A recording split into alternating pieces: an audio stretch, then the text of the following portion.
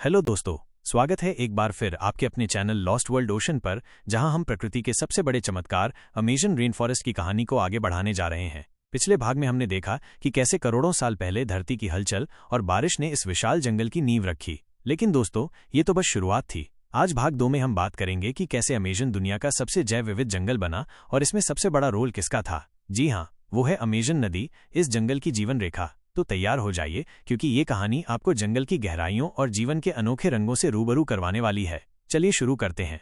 दोस्तों, अगर Amazon rain forest को धरती का फेफड़ा कहते हैं, तो अमेजन नदी इसके दिल की धड़कन है। ये नदी दुनिया की सबसे बड़ी नदी है। लंबाई में करीब 6575 किलोमीटर और चौड़ाई में इतनी विशाल कि कई जगहों पर इसके किनारे दिखाई ही नहीं देते। लेकिन ये सिर्फ इसका आकार नहीं है जो इसे खास बनाता है। ये नदी हर सेकंड में इतना पानी समुद्र में डालती है कि दुनिया की सारी नदियां मिलकर भी इसके बराबर नहीं कर सकती। लेकिन सवाल ये है, इस नदी का जंगल से क्या कनेक्शन है और ये कैसे बनी। पिछले भाग में हमने बताया था कि करीब 5.5 करोड़ साल पहले एंडीज पर्वतों के बनने से इस इलाके में भारी बारिश शुरू हुई। ये बारिश इतनी ज्यादा थी कि पानी को कहीं जाना ही था। धीरे धीरे ये पानी छोटी छोटी धाराओं में बहने लगा और फिर ये धाराएं आपस में मिलकर एक विशाल नदी बन गईं। वैज्ञानिक कहते हैं कि आज की अमेजन नदी का जन्म करीब 1 करोड़ साल पहले हुआ, लेकिन उससे पहले भी यहाँ पानी का एक जाल था जो पूरे इलाके को नम और उपजाऊ बनाए रखता था। और दोस्तों, यही वो जादू था जिसने अमेजन को एक साधारण जंगल से दुनिया के सबसे जीवंत वर्षावन में बदल दिया। अमेजन नदी ने इस जंगल को सिर्फ पानी ही नहीं दिया, बल्कि जीवन का आधार तैयार किया। इसके किनारों पर मिट्टी इतनी उपजाऊ थी कि यहाँ हर तरह के पेड़ पौधे उगने लगे। विशालकाय पेड़, जिनकी ऊंचाई 50 मीटर से भी ज्यादा होती है, यहाँ की छत बन गए। इन पेड़ों की जड़ों में छोटे छोटे पौधे, फूल और लताएं पनपने लगीं और फिर शुरू हुआ जैव विविधता का वो अनोखा खेल जो आज भी वैज्ञानिकों को हैरान करता है। लेकिन ये सिर्फ पेड़ पौधों की बात नहीं थी। इस नदी ने जानवरों को भी यहाँ बुलाया।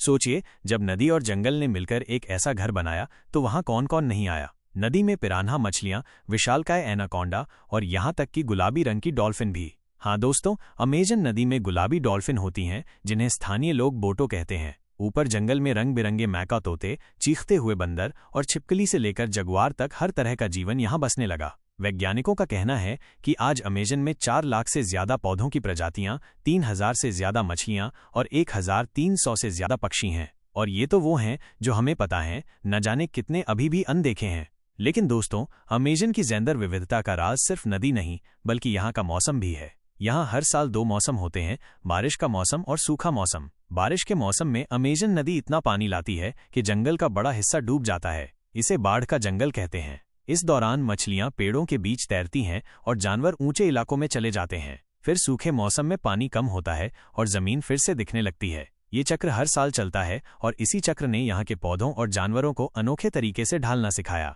अब एक मजेदार बात बताते हैं। क्या आपको पता है कि अमेजन के पेड़ अपने बीज फैलाने के लिए जानवरों पर निर्भर हैं? जैसे टोकन पक्षी और बंदर फल खाते हैं और उनके बीज जंगल में फैलाते हैं, नदी में मछलियां भी ऐसा ही करती हैं। ये एक ऐसा तालमेल है जो लाखों सालों से चल रहा है और इसी तालमेल ने अमेजन को इतना घना और विविध बनाया। लेकिन दोस्तों, ये कहानी यहाँ खत्म नहीं होती। नदी और जंगल ने मिलकर जो कमाल किया, वो सिर्फ प्रकृति का नहीं, बल्कि यहाँ रहने वाले इंसानों का भी हिस्सा बन गया। तो दोस्तों, ये थी अमेजन की जैव विविधता और उसकी जीवन रेखा, अमेजन नदी की कहानी। लेकिन अभी बहुत कुछ बाकी है। अगले भाग में हम बात करेंगे उन इंसानों की जो हजारों सालों से इस जंगल में रहते आए हैं। अमेजन की जनजातियां, उनकी संस्कृति, उनका जीवन और जंगल के साथ उनका रिश्ता क्या है, ये सब हम अगले भाग में जानेंगे। तो अगर आपको ये कहानी पसंद आई तो लाइक करें, सब्सक्राइब करें और बेल आइकन जरूर दबाएं। कमेंट में बताइए आपको अमेजन के किस जानवर या पौधे के बारे में सबसे ज्यादा जानना है। तब तक के लिए नमस्ते और जंगल की इस यात्रा को जारी रखें।